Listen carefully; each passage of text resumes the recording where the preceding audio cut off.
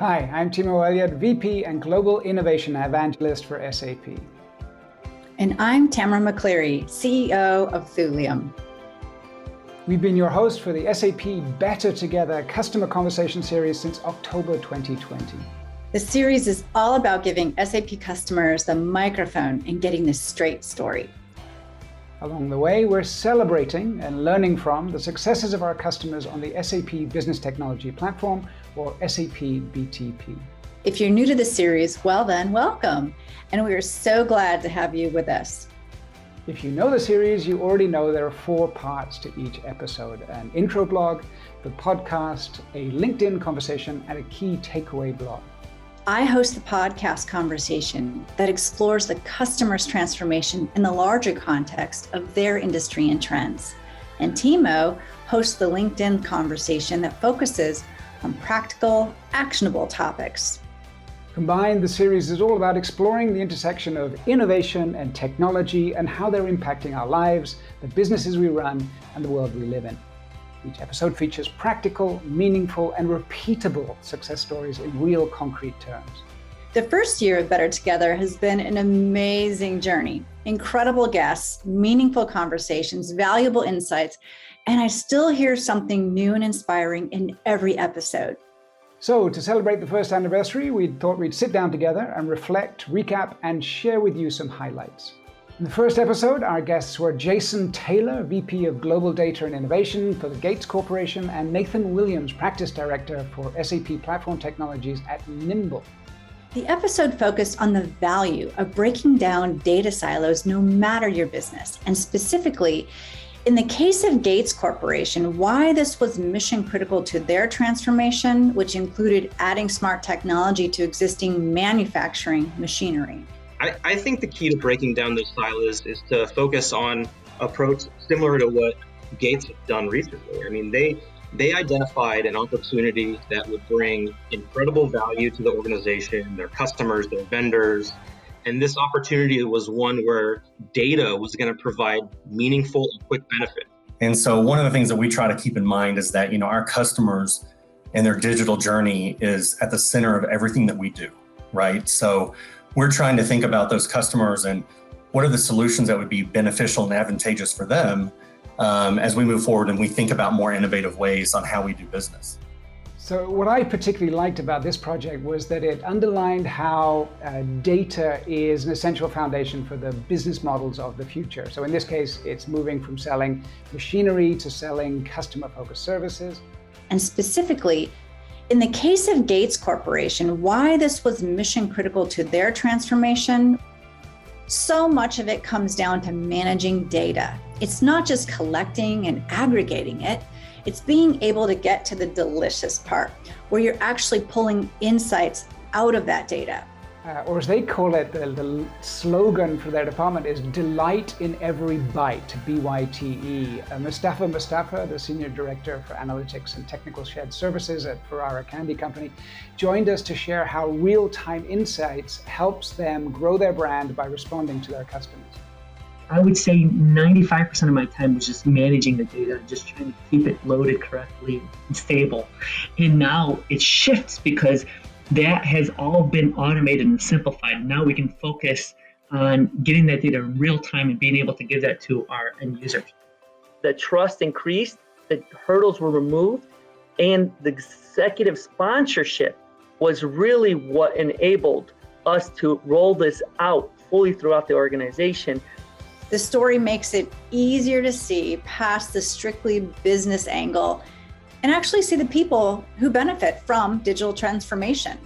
I love talking to Mustafa. His team, I really think, is a shining example of a business analytics team done right. As we know, data can have immense value for driving decision-making and steering a business, but for a digitally transformed company, data can even create a new business model and a revenue center.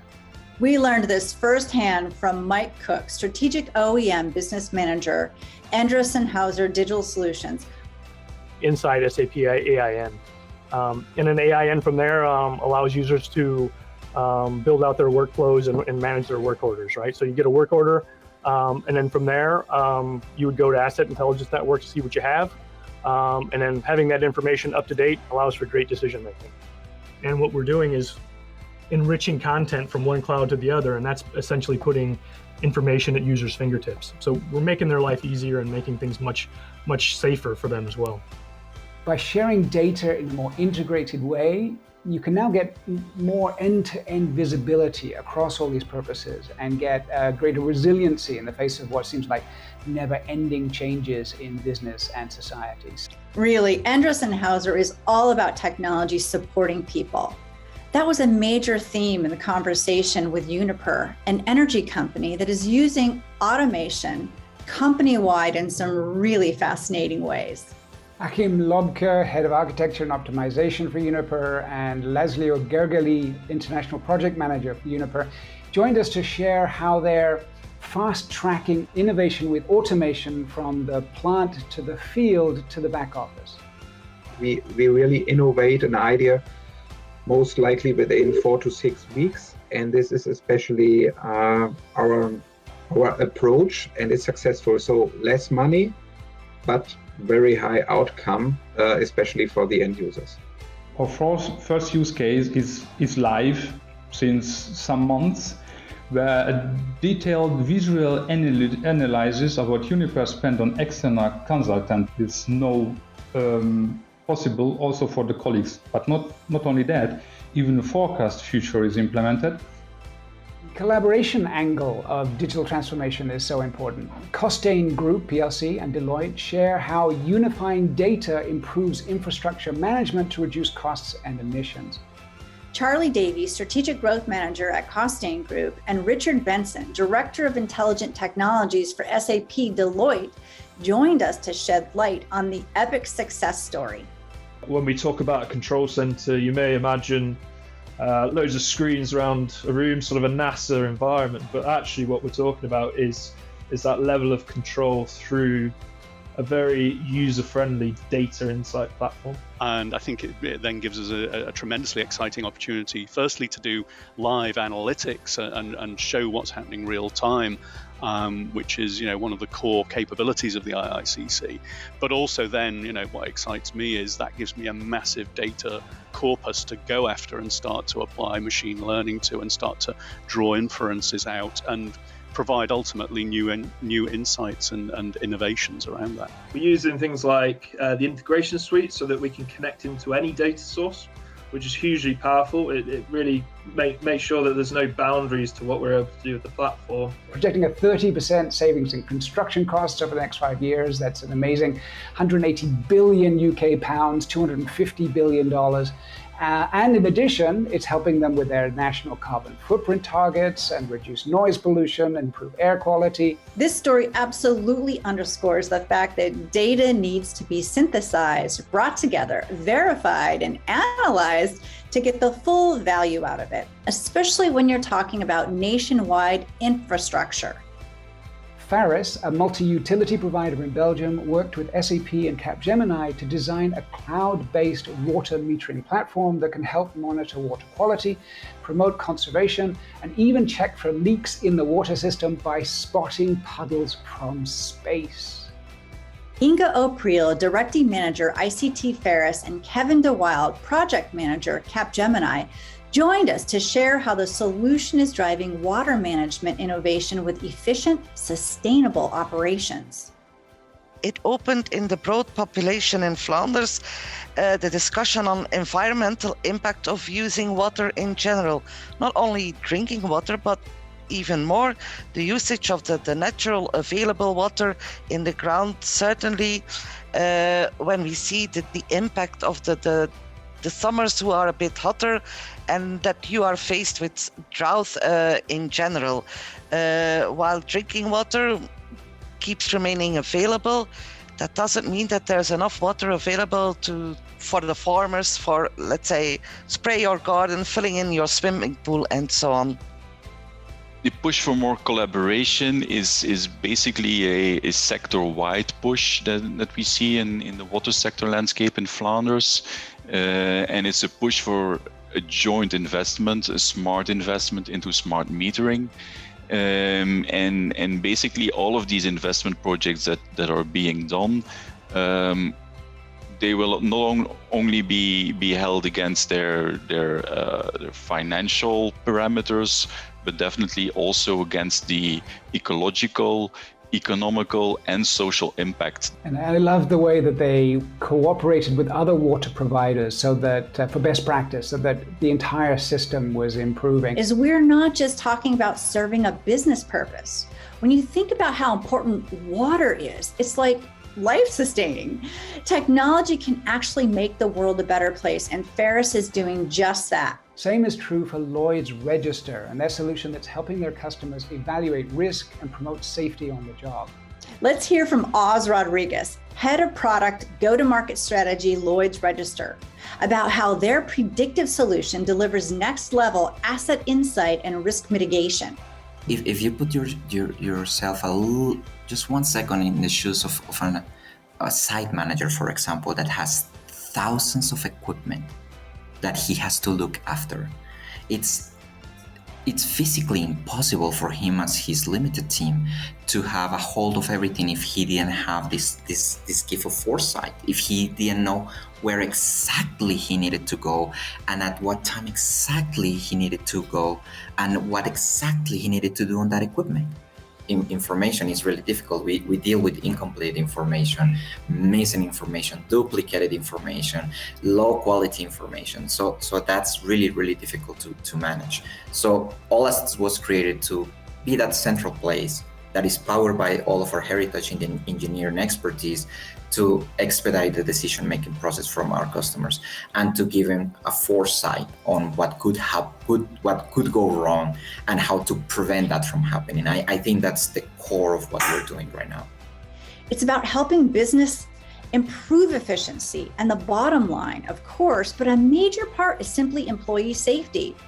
And now they're still leading the way with not only cataloging the state of their customers' physical assets, but actively helping them manage and optimize them. I also really enjoyed the conversation with the team at Flexo about transforming human resources. Tom Menton's HR transformation consultant for Flexo for People, and David Pierre, partner for Flexo Digital, joined us to discuss how their automated HR solution increases hiring speed, accuracy, trust, and transparency for all. We want to move towards an HR practice that works around people experiences. And that's why we really want to apply technology, and in this case AI, to reduce the transactional work of any HR collaborator, so to say. And what we want to do in addition to that is we want to offer better quality services, and that could be to employees, to the board of directors, to line managers, but also to candidates, which are very important stakeholders as well. So that's why we acquired as Flexo an embedded piece of BTP. So we run our own BTP platform and we host the application in a full SaaS model to the end customer. So the end customer can just enjoy the app fully SaaS, no infrastructure or prior prerequisites in technical prerequisites necessary. It's a great real-world example of using machine learning in applications that are available right now. They are making it much more fair and equal in opportunity for someone to become hired. And to me, that's the most uplifting story about this entire episode. I was glad to hear so many of our customers talk about how digital transformation improves people's experiences. Daimani has a unique story in that vein. Max Mueller, CEO Daimani, joined us to share how they became the first global marketplace for VIP hospitality with a friction-free customer experience. I never call it B2C or B2B in our industry. I always call it B2Me, because in the end, we focus to both, to business and to individuals. So we have the B and we have the C. We targeting both with one platform. We have, when the customer is logging in as a corporate, couple of different functionalities and reporting and invoice functionalities, but in the end we target the human being who wants to purchase an event and invite the guests. This is why we are focusing a lot on our technology, not on the pure web front ends. I think the future will be behind these web front ends. There are different touch points, not only touch point via screen, but touch point via voice and other methods. I like this as a truly international example of a startup that couldn't really exist without the benefits of modern technologies. They've been able to integrate data from so many different sources and create flexible new business processes on top of that, and then customized experiences for different types of users. You know what was really fun about this episode, Timo? It was talking about these incredibly luxurious VIP experiences. Next, or should I say ever next, what a great story amongst digital transformation stories. Emmanuel Roland, Chief Digital and Technology Officer at Evernext, joined us to share how a sustainable and sensible solution is extending the life of IT landscapes worldwide. So we decided to develop on BTP, and it's very easy because it's a platform that you just have to focus on what you want to achieve. All the user interface or everything came, and the connection with SAP came as native. Digital transformation is not about selecting, as said, technologies and new things and building together.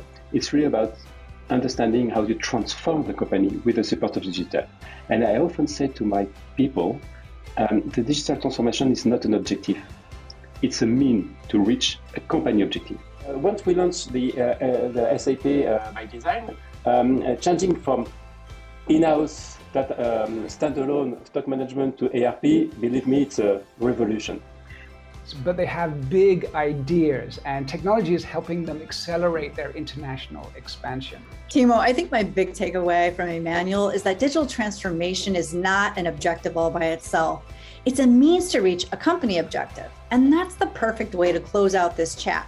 Exactly, and I'd like to take this opportunity to thank our guests on these first 10 episodes for their inspiring stories and their commitment to ongoing innovation and transformation.